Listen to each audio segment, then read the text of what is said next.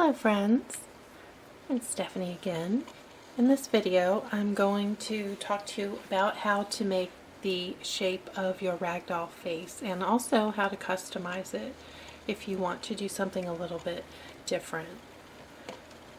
Just make sure that at the end of whichever way you decide to make yours that it measures 4 inches, and I'm not counting that very first stitch.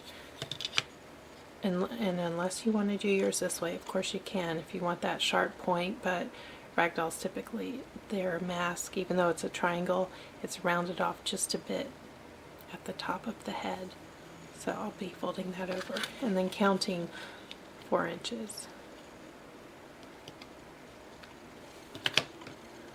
Alright, so this is the typical triangle shape. It's a little bit different because I had it flare out extreme early on to get the look that I wanted, and I'll put a picture up here of what I'm talking about. You may have a ragdoll of your own that you would like to replicate as close as you can in this work, and some ragdolls have what I call the Eiffel Tower shape, where it's narrow at the bridge of the nose and then the white flares out further down like the Eiffel Tower. That's what I've called it when I describe it most often. Or it could even be more narrow than that and just look like a very large blaze on a color point version. And it doesn't matter how you crochet yours, you just want to make sure you have the right length, because the pattern can work with whatever shape you decide to make, because it's such an unconventional way of making this type of craft. I wanted to make sure, like with the garments that I crochet and write patterns for, that it's customizable. But if you like the look of the one I did, that's what I'm going to demonstrate right now. But I also want to talk you through how to do your own if you're going to go a little bit different. It's just a few rows, and if you have to pull one or two out to get it to the look you want and rework it, there's I think 23 rows altogether, and I did this in about 30 minutes, so it's not really a big commitment. Alright, so for a triangle, I have my 4mm hook that I've used for the rest of the project, and this is the category for cotton yarn, and I'm using this one. I like this yarn, but any cotton yarn is fine, whatever you're using for your project.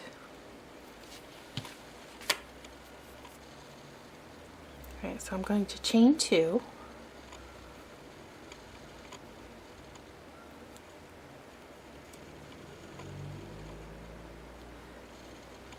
And then go back and work 2 single crochet into the first chain. It'll be a little snug.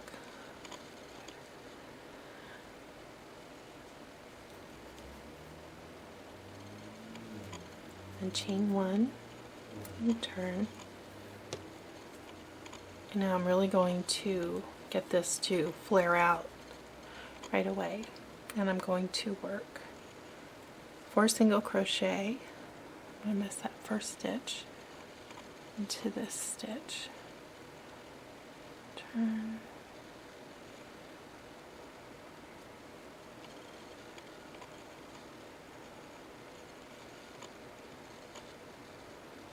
make sure I get both loops. Always get both loops on the hook throughout this project. The corners are going to be a little tricky and tight, and if you want to use another crochet hook, a slightly smaller one, to stretch it out to get it in there, because those ends, these have to be secure because you're going to be working into them, and they'll have a little bit of pressure on them when the finished item is stuffed. Not a huge amount, but there will be some, so you want to make sure those stitches are secure by getting both loops on the hook. Can't be lazy about it in this project, although I'm not calling anyone lazy. 1, 2, 3,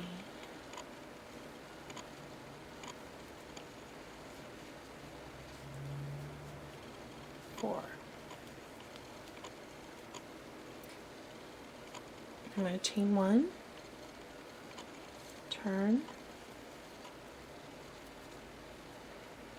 And then I'm going to make it flare again, a little more extreme. So I'll put 2 single crochet in this first stitch.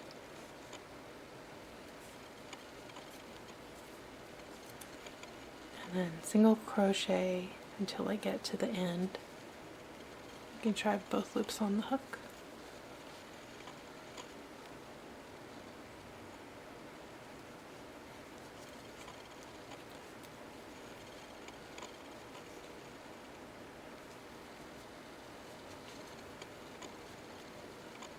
And I have the written pattern that I'm doing here on the website. Yep, that's my last stitch, so I'll put 2 in there. See, my triangle's really flaring out now. Chain 1 before I turn.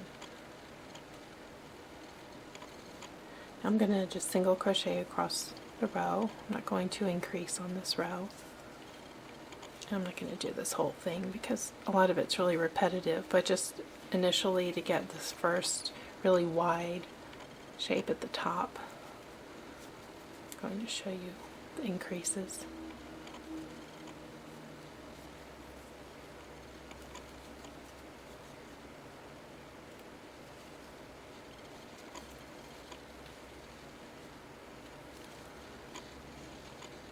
And that last stitch looks a little tricky, or a little tight. Normally I wouldn't use my scissors here, but I don't have my little stretcher that I normally use. Push that. Scissors, you run a chance of splitting the yarn, which cotton is already prone to that sometimes. We don't want to tempt fate. Okay. Now I'm going to do another increase, and this is a kind of a weird increase row. But just go with me. This whole pattern's a little odd, but I got a nice result. I'm happy with it. Alright, so 2 in the first end stitch. I'm going to do 1 single crochet,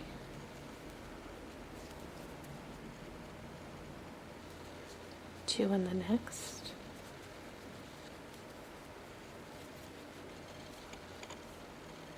so it's 2 single crochets in 1 stitch.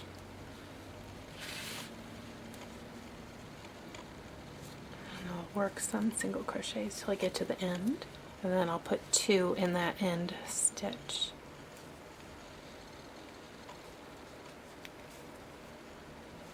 So if you're not going to make this broad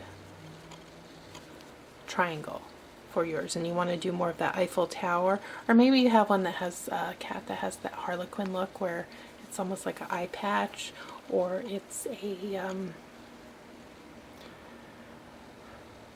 what's the word that's used for the ones that have that kind of patchwork face, the torties, something like that, and you want to use different colors in here, or you know, put some brown or black or the gray, whatever shade your cat is, or a marbled yarn in there, that would be nice too.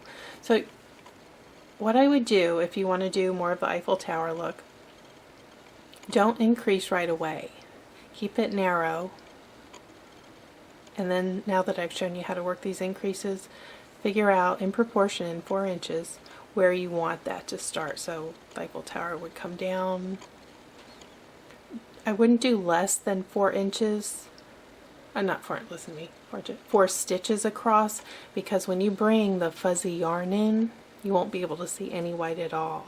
So you want to have enough there so that it has that visual impact. So do your narrow rows here, and then start coming out around where the whiskers base is, and further out here.